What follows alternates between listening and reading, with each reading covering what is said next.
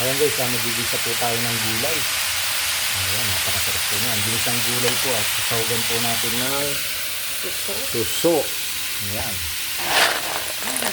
Sarap. Ayan, salamat po sa ating sponsor ng suso. Ayan, may ulam po tayo ngayon dito sa barangay. Ayan guys, lalagay na po natin yung suso. Tapos yung gata.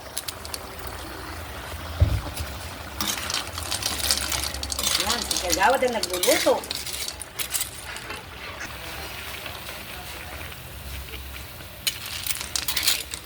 Sarap. Magic. Pampasarap. Ayan guys, lagyan na natin ng magic. Pampasarap. Ayan guys, ang saglit na lamang to. Pwede na.